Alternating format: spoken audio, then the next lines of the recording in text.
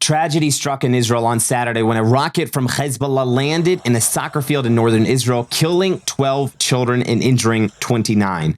This massacre marks the largest number of civilians killed in a single day since October 7th. Israel's leaders vowed to respond harshly against Hezbollah and are currently weighing what action to take in order to show Hezbollah that they have gone too far. Meanwhile, the president of Turkey just casually threatened to invade Israel. Guys, things are crazy here in the Middle East. I'm Josiah, and this is the Israel Guys.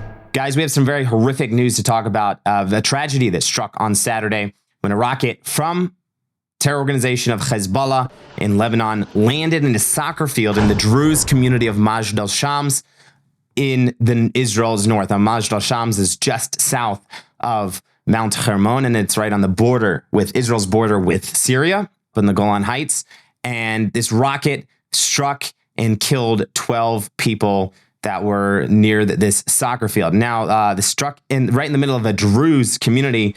For those who don't know, the Druze community in Israel is a distinctive religious and ethnic minority here in Israel. They have a very, very unique religion and heritage, but they have unwavering loyalty to the state of Israel, and they represent about 1.6% of Israel's population. Many of them serve in Israel's military, in the IDF, and the police force, and are very brave soldiers and heroes of the state of Israel. Many have been killed in the war with Hamas in Gaza as well.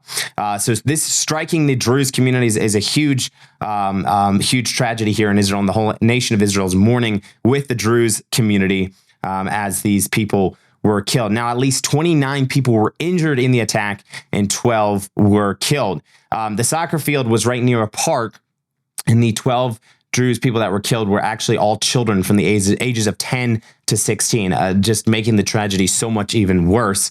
12 children that were murdered and killed by this Hezbollah rocket. We ask you to continue to pray for their families and as they're mourning these beautiful children. Now, originally, Hezbollah denied responsibility for the attack, but the IDF was very quick to report and came out. According to an IDF situational assessment and the intelligence in our possession, the rocket launched towards Majd al-Shams was carried out by the Hezbollah terrorist organization. So indeed, it was from Hezbollah, this rocket.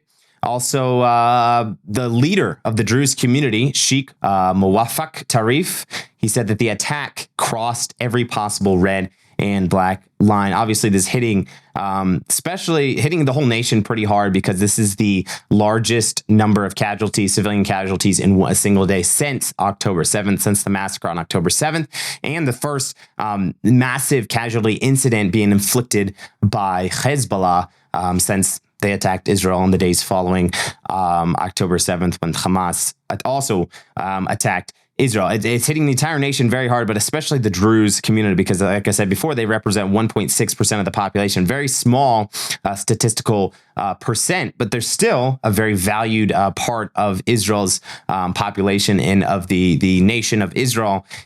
Here, most of the Druze live in the Carmel region and up in the Galilee region, so in the north of Israel.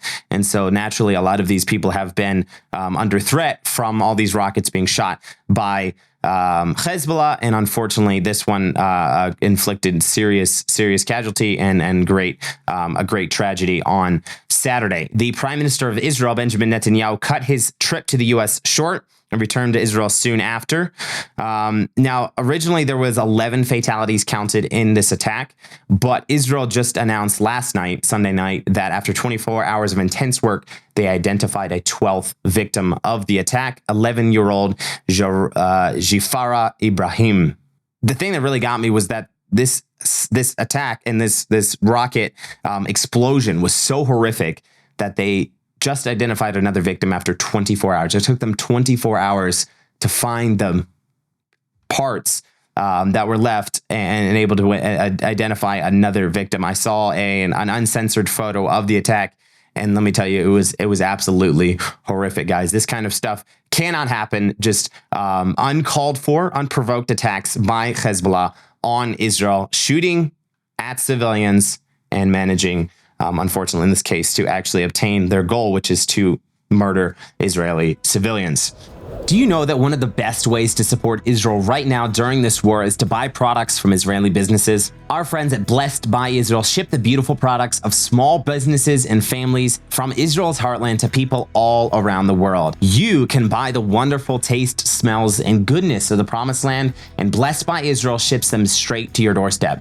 Check out the amazing extra virgin olive oil, savory spices, cosmetics, hand creams, soaps, lotions, chocolate, and so much more. The best part about this is that at the same time you enjoy the goodness of the land of Israel, you're also blessing the faithful pioneers who are restoring and rebuilding Judea and Samaria. So, what are you waiting for? Head over to blessedbuyisrael.com. That's blessedbuyisrael.com to buy the wonderful products of Israel's heartland and support the pioneers of Judea and Samaria. Again, that's blessedbuyisrael.com, blessedbuyisrael.com, or click the link down in the description below. Now, Israel is contemplating the best way to show Hezbollah that they can't just murder 12 Israeli children without a severe response from the IDF in Lebanon. And the IDF right now, the government of Israel is weighing how best to respond. Channel 7 News reported that, quote, the Prime Minister's office said on Sunday night that the members of the Security Cabinet had authorized Prime Minister Benjamin Netanyahu and Defense Minister Yoav Gallant to decide on the manner and timing of the response against Hezbollah terrorist organization in the wake of the massacre in Majd al-Shams.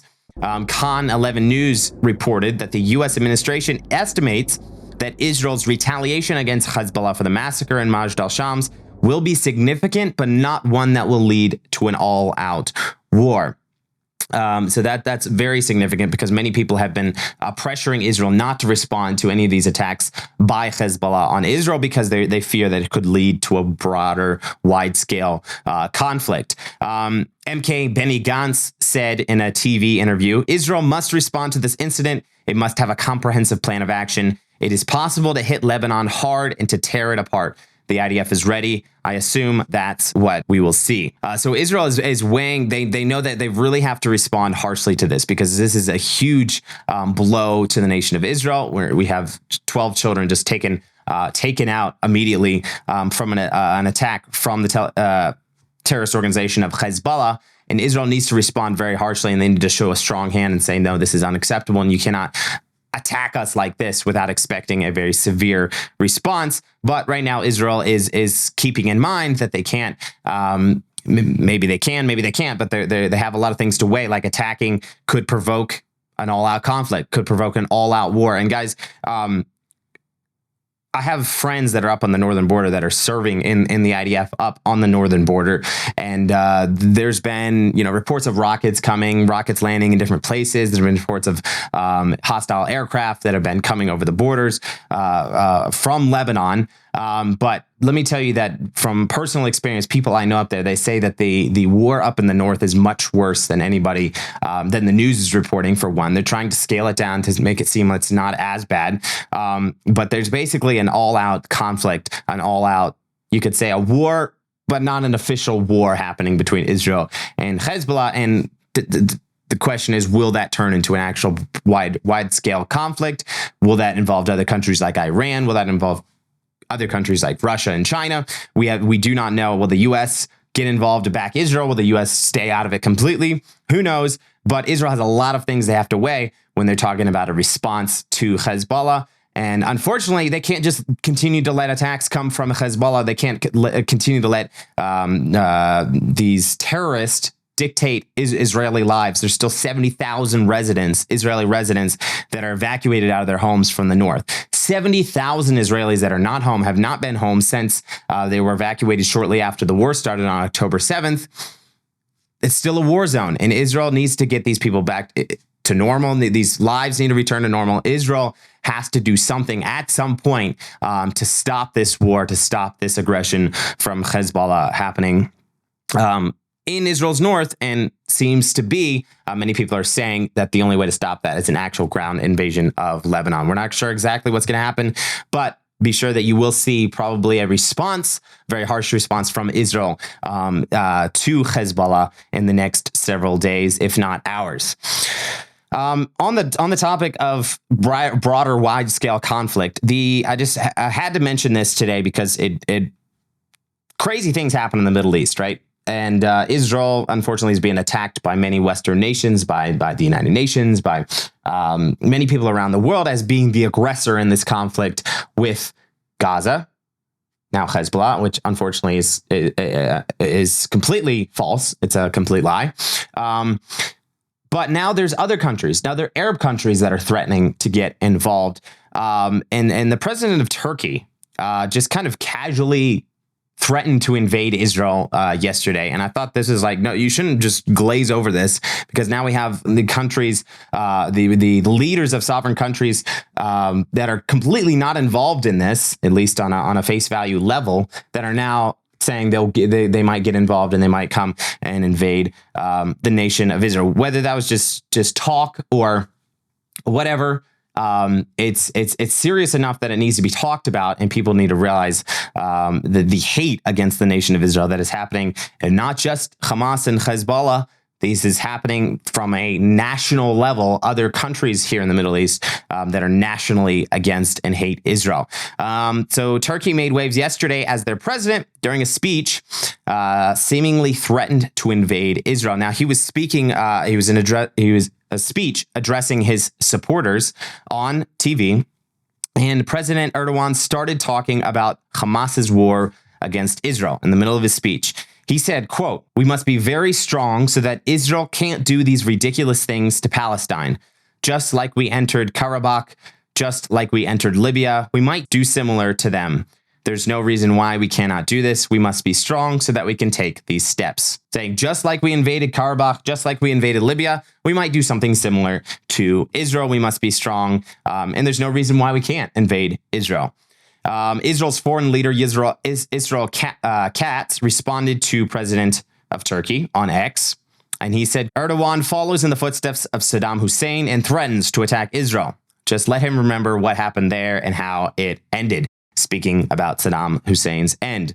The opposition leader here in Israel, Yair Lapid, also wrote on X talking about President Erdogan's threat. He said, "President Erdogan is ranting and raving again. He is a danger to the Middle East, the world, and especially to NATO members. NATO members must strongly condemn his outrageous threats against Israel and force him to end his support for Hamas. We won't accept threats from a wannabe dictator." And yes, that's exactly what the president of Turkey is. And yes, he is spreading dangerous rhetoric and lies about the nation of Israel, and it is indeed a threat to Israel. We just hope that Turkey will not indeed get involved in the war and also attack Israel. Guys, thanks so much for watching today. Thank you for getting connected to what is happening in Israel. Let's continue to pray for the nation of Israel, as there's so many things that are happening. They have so many threats from all sides, but we know that the one who watches Israel neither slumbers nor sleep. Guys, don't forget to check out Blessed by Israel. Click that link in the description below to start supporting the small businesses of Judea and Samaria today. And as always, stop listening to the lies and propaganda and connect with the truth of what is actually happening here in Israel. Yo, Josh, off the record, do you actually like that hat? I love this hat. This hat is just like, it goes with me every day. Yeah, it's a good feeling hat. It's super comfortable. Like, how many of those would you say you have at your house? Do you really want to know? Yeah. I have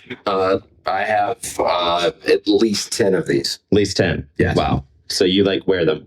I wear them all the time. I have one for working. I have one for dress. I have one for the middle. So you have I literally have one for every single thing that I do. But it's because, a hat, you wear it and it becomes like part of whatever you're doing. So to fit the mood of whatever you're doing, you need a hat for it. So these hats are like super awesome for just whatever you're doing that day. You have your dirty one, your clean one, your Richardson 112. We got them. We got guys. You want a hat? I personally like wearing them backwards. IsraelGuys.store. You know where to find.